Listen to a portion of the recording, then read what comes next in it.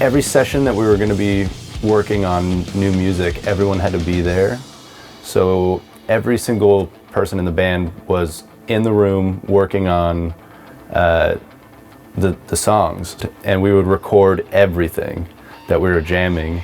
And then after we did that, maybe like 100 jams, literally like 3 months of jamming, then we went back and listened to everything that we jammed, and we picked and chose the parts that we thought were awesome, and we turned those things into songs. And that was basically the same mentality that we went into when we were recording the record. Everyone was in the room, everyone was recording at the same time, smashing, picking up the energy of each other while we were playing together. We did record The Cleansing pretty much the exact same way we recorded this record, live.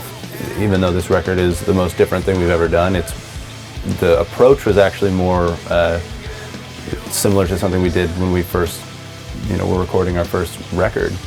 After we had done takes and recorded guitars, bass, drums, vocals, we'd done that all together. If there was anything usable from those takes, we would use what would normally be called scratch, which people just toss, and then re-record and punch in and play, everything and make it sound tight. If there was anything usable and something that we liked from the scratch, we left it in the song, and there's a large chunk of the record has scratch guitar tracks. Anything that we wanted to redo, anything that we wanted to make just sound fucking sicker, me and Garza, we would stand up, crank the fucking monitors, we would fucking look at each other and pump each other up, and then we would just give it a fucking go, and we'd play full on together while tracking. That's something new that we'd never really done before, like a post slam where we're playing together. We even did a couple of them where it was all the guitars with bass, we're all playing together.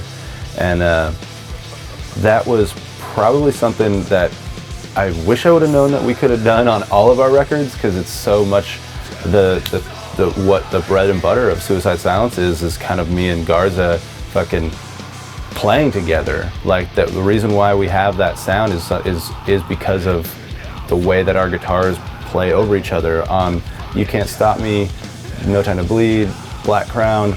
I can look back and be like, oh, Garza, you play this whole song because you know it better. Or he'll be like, you play this whole song because you know it better. But then it ends up being, it sounds not exactly the way we sound because there's two guitar players in the band. So this one really brought out the entire, all the spectrum of Suicide Silence. Another new thing, just basically not giving a fuck about using every pedal in our repertoire. Like, we have so many pedals and so many things that we're always messing with.